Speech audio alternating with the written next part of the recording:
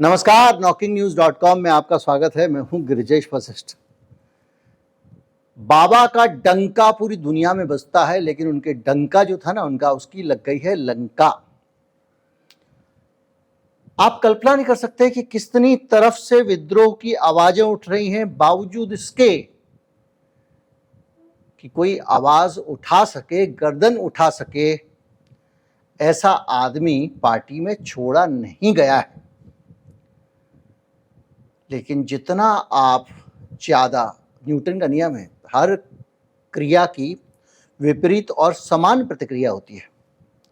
तो अगर आप स्प्रिंग को ज़्यादा दबाएंगे तो वो उछाल मारेगी। अब मोदी जी के खिलाफ किस तरह से एक एक करके मोर्चे खुल रहे हैं, ये देखने का वक्त आ गया है और अब हम देख रहे हैं। कहीं मत जाइए, चैनल को सब्सक्राइब कर लीजिए। आज करेंगे बीजेपी में बगावत की बातें। कहीं मत जाइए, चैनल को सब्सक्राइब कर लीजिए, लाइक कर लीजिए और लाइक सब्सक्राइब शेयर कर दीजिए। मैं भी आया हूं।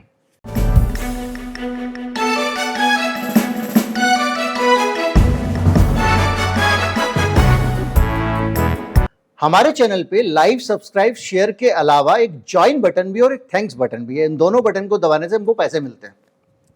ज्वाइन बटन दबाएंगे तो आप हमारे सदस्य बन जाएंगे और थैंक्स बटन दबाएंगे तो आप शुक्रिया कह सकते हैं। अब मैं शुरू करता हूं वो बातें जहां से ये सवाल खड़ा हुआ है। मध्य प्रदेश में विधानसभा के चुनाव चल रहे हैं और क्या आप कभी सोच सकते हैं कि मध्य प्रदेश में जहां पर पीएम मोदी शिवराज सिंह को पानी पी पी कर जलील कर रहे हैं, उस मध्य प्रदेश में अब खुद मोदी जी के खिलाफ आवाजें उठ रही हैं। सबसे पहले मध्य प्रदेश में हम शिवराज सिंह चौहान की स्थिति को समझते हैं, उसके बाद चीजों को आगे बढ़ाएंगे। एक तो ये कि मध्य प्रदेश में गली गली, मोहल्ले मोहल्ले जा जाकर पूरे प्रदेश में अगर कोई एक नेता भारतीय जनता पार्टी का एकला चलो लगा हुआ है, बगैर इसके कि कहीं से दिल्ली से मोदी जी जा रहे हैं, कहीं कोई जा रहा है उसकी सभा कराएं, कुछ कराएं, वो एकमात्र व्यक्ति है जो अपनी मुख्यमंत्री के तौर पर कुर्सी बचाने के लिए भाग दौड़ कर रहा है। जितनी योजना और जितने ऐलान शिवराज सिंह ने किए हैं, ऐसे ना भूतो ना भविष्यति। औरतों के पास जाके मिलता है, औरतों के पैर छूता है, वो सिर पे हाथ फेरते हुए अजीब अजीब से बढ़िया बढ़िया फोटो आते हैं। लाडली बहन योजना, हर महिला को 1,25,00,000 औरतों को 1,000 रुपये महीने, और अब वो 1,250 कर दिए हैं। 10 जून को पहली किस्त दे चुके हैं, अब दूसरी तीसरी किस्त भी जा चुकी है।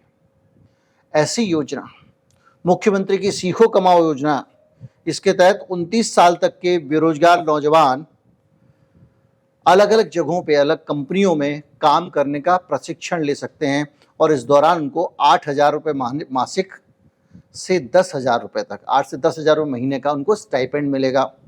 इसके अलावा ब्याज माफी योजना, 11,19,000 डिफॉल्टर किसानों की करीब 2,123 करोड़ का कर्जा माफ कर चुके हैं।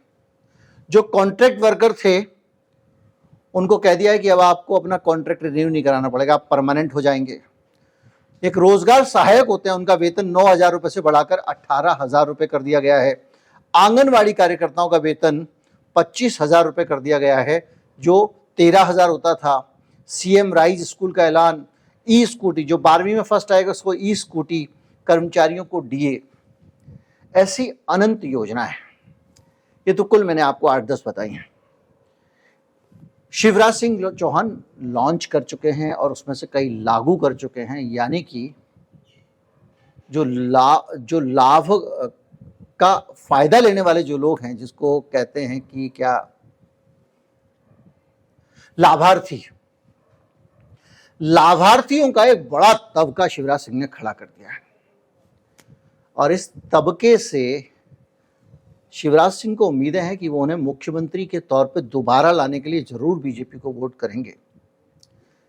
लेकिन शिवराज सिंह चौहान के प्रदेश में जब पीएम मोदी प्रचार करने आते हैं तो उनकी किसी योजना का नाम ही नहीं लेते हैं अभी अपने केंद्र सरकार की कुछ लमतरानी दे के रेलवे की तारीफ करके चले जाते हैं। उससे पहले अमित शाह आते हैं, वो बोल जाते हैं कि मोदी जी की नीतियों के आधार पर वोट मांगा जाएगा। यहां पर वोट मोदी जी की नीतियों के आधार पर माना जाएगा, केंद्र सरकार के परफॉर्मेंस के आधार पर, और अभी मुख्यमंत्री का कोई कैंडिडेट नहीं है, सब लड़ रहे हैं। अब उनको लग रहा है कि भाई 18 साल हो गए शिवराज सिंह को काम करते करते, लोग रूठ गए होंगे तो हम बदल दें, या ये भी हो सकता है कि शिवराज सिंह चुनौती बनते जा रहे हैं, किसी चुनौती को बड़ा होने देना ये भी सेफ नहीं है। तो जो भी है, लेकिन उनके साथ में ये अन्याय तो हुआ। सामूहिक नेतृत्व के नाम पे चुनाव लड़ने की बात हुई है, लेकिन इसके बावजूद शिवराज सिंह को पूछा नहीं गया। वो आदमी लगा हुआ है, भाई हूं मैं आपका वगैरह वगैरह। लेकिन अब शिवराज सिंह को जब ये पक्का हो गया कि मुझे तो कुछ नहीं मिलने का, तो उन्होंने लोगों से अपनी पब्लिक मीटिंग में, उनका मंच एकदम फैशन शो टाइप का बनता है आजकल, बीच में रैंप पे आते हैं, बातें करते हैं। उन्होंने पूछा कि मोदी जी को फिर से प्रधानमंत्री बनना चाहिए कि नहीं बनना चाहिए, ये सवाल। मोदी जी को प्रधानमंत्री बनना चाहिए कि नहीं, भाजपा की सरकार फिर से आना चाहिए कि नहीं। तो आओ मेरे बहनों और भाइयों, हम संकल्प करें कि जो हमारा साथ देगा हम उसका साथ देंगे। और ये सवाल तब जबकि लोकसभा का चुनाव नहीं, ये सवाल मोदी जी के बारे में पूछने का मतलब ही ये है कि अब शिवराज सिंह तय कर रहे हैं कि मोदी बनेंगे कि नहीं बनेंगे, चेक कर रहे हैं पब्लिक मीटिंग में। और ये बात जब वो कहते हैं कि मोदी जी को प्रधानमंत्री बनना चाहिए कि नहीं बनना चाहिए, और उधर से जनता का जो भी जवाब आता है, उससे पहले वो एक बात और कहते हैं, शिवराज सिंह ने जो काम किया, मैं जो सरकार चला रहा हूं वो सरकार कैसी चल रही है, अच्छी चल रही है या नहीं चल रही है। लोगों की तरफ से जवाब आता है, अच्छी सरकार चला रहे हैं कि नहीं चला रहे हैं बताओ। तो ये भी पूछ रहे हैं शिवराज सिंह जनता से। और उसके बाद कहते हैं कि ये सरकार आगे चलना नहीं चाहिए कि नहीं चलना चाहिए, और मुझे मुख्यमंत्री अब दोबारा से बनना चाहिए कि नहीं बनना चाहिए। लोग कहते हैं बनना चाहिए, बनना चाहिए। बताओ, आज आपसे पूछ रहा हूं डिडोरी वालों, मुझे दिल से ईमानदारी से बताना, मैं कैसी सरकार चला रहा हूं, अच्छी सरकार चला रहा हूं कि बुरी सरकार चला रहा हूं। जोर से बताओ, अच्छी चला रहा हूं कि बुरी सरकार चला रहा हूं। तो यह सरकार आगे चलनी चाहिए कि नहीं, मामा को मुख्यमंत्री बनना चाहिए कि नहीं। यानी प्रधानमंत्री और शिवराज सिंह दोनों को लेकर जनता से राय मांगी जा रही है। उनको पीएम बनना चाहिए कि नहीं बनना चाहिए, और मुझे सीएम बनना चाहिए कि नहीं बनना चाहिए। राजनीति की दुनिया में ये छोटा सा संकेत बहुत बड़ा होता है, और ये संकेत है बगावत का संकेत। और वैसे भी शिवराज सिंह बहुत सारे संदेश देते चले आ रहे हैं। भारत में ऐसा कोई मंत्री बीजेपी का, मुख्यमंत्री ऐसा कोई बीजेपी का नहीं है जो मोदी जी के फोटो के बगैर भी अपने एक पर्चा भी छपवा ले। शिवराज सिंह ने अंधाधुंध अपनी योजनाओं को प्रमोट किया, मामा को प्रमोट किया और अपना फोटो छपाया, क्योंकि उनको पता था कि ये दोनों मुझे दोबारा आने नहीं देंगे। तो मध्य प्रदेश में जो ब्रांडिंग की गई है वो शिवराज सिंह के लिए की गई है, बीजेपी के लिए नहीं की गई है। बदला कैसे लिया? बदला ऐसे लिया कि मोदी शाह ने 5-6 कैंडिडेट अलग अलग इलाकों में प्लेस कर दिए हैं। जो आदमी, प्रहलाद सिंह पटेल आप अपने इलाके में लड़ो, फग्गन सिंह कुलस्ते आप अपने इलाके में लड़ो, और आपके जो है वो कैलाश विजयवर्गीय आप अपने इलाके में लड़ो। उनको कह दिया, जो कृषि मंत्री हैं नरेंद्र सिंह तोमर, उनको कह दिया आप चंबल इलाके में लड़ो। वो दिमनी से चुनाव लड़ रहे हैं, कभी सुरक्षित सीट होती थी, विधानसभा लड़ रहे हैं। और ऊपर से हो ये रहा है कि ये सब लोग कह रहे हैं कि हम मुख्यमंत्री के दावेदार हैं, तरह तरह से। एक गोपाल भार्गव है, वो सागर पे कल एक पब्लिक मीटिंग में बोले कि मेरे गुरुजी ने कहा है कि तुमको तो मुख्यमंत्री बनना ही चाहिए, और बचपन से मेरा सपना था कि मैं मुख्यमंत्री बनूं, और मैं जीवन में मुख्यमंत्री बनना चाहता हूं। एक बार मुख्यमंत्री बनना, मैं भी बन सकता हूं। तो एक तो 7 सांसद, 3 केंद्रीय मंत्री, चौथा उनके 8वां उनके अपने मंत्रिमंडल का दावेदार खड़ा हो गया। गोपाल भार्गव कह रहे हैं मुझे भी मुख्यमंत्री बनना है। तो ये सारी स्थितियां शिवराज सिंह चौहान को असहज कर रही हैं। तो इसलिए मुझे ऐसा लग रहा है कि थोड़ा वैसा उदाहरण हो जाएगा कि उनको दबाने की कोशिश की जा रही है, तो वे उछाल मार रहे हैं। ये भी बगैर आपको प्रोजेक्ट किए अगर ये बात आप कह रहे हैं तो आप पार्टी के अनुशासन में कुछ तो गड़बड़ कर रहे हैं। कैलाश विजयवर्गीय कह रहे हैं कि मैं चुनाव नहीं लड़ना चाहता था साहब, मैं विधायक का चुनाव थोड़ी लड़ने के लिए हूं, मैं तो उतना बड़ा नेता हूं, राष्ट्रीय महासचिव रहा वगैरह वगैरह, और मैं अपने लिए बड़ी भूमिका ढूंढ रहा हूं। तो बड़ी भूमिका क्या होगी भैया? मंत्री तो आप रह चुके हो, मुख्यमंत्री की होगी। अलग अलग जगह पे अलग अलग लोग, नरेंद्र सिंह तोमर अलग बात कह रहे हैं, कोई कुछ कह रहा है, और सब लोग मिलके एक खिचड़ी बन रही है। अब पूरे मध्य प्रदेश में ये बताया जा रहा है कि मुख्यमंत्री कोई भी हो सकता है, शिवराज सिंह जरूरी नहीं है कि हो। और इसके साथ साथ अलग अलग जगहों पे लोगों के बीच में परसेप्शन है। तो जिस लाडली बहना को 1000 रुपये महीने मिल रहे हैं, उसको वो भरोसा नहीं है कि कल की शिवराज जी बनेंगे या नहीं बनेंगे। लेकिन शिवराज सिंह ने ये संकेत साफ साफ दे दिया। अब आप राजस्थान चलिए। राजस्थान में भी मोदी जी के खिलाफ तगड़ी बगावत सामने आ चुकी है। कैलाश मेघवाल हैं और छोटे मोटे नेता नहीं है, पुराने नेता हैं, इमरजेंसी में जेल जा चुके हैं, दलित नेता है। उन्होंने जो मोदी जी के ब्लू आइड बॉय हैं, कहाँ पे? राजस्थान में, जिनको मोदी जी प्रोजेक्ट कर रहे हैं, अर्जुन राम मेघवाल के ऊपर सीधे कैलाश मेघवाल ने हमला बोल दिया है। उन्होंने कहा कि वो भ्रष्टाचार के आरोपों में डूबे हुए हैं। बीजेपी का एक बड़ा नेता खुल के ऐसे आदमी को बोल रहा है जो मोदी जी का खास आदमी है। पार्टी ने उनके खिलाफ अनुशासनहीनता का नोटिस भेज दिया है। अर्जुन राम मेघवाल पहले ब्यूरोक्रेट वगैरह होते थे, जो भी है, लेकिन ये सीधा अटैक। कैलाश मेघवाल किसके नजदीकी हैं?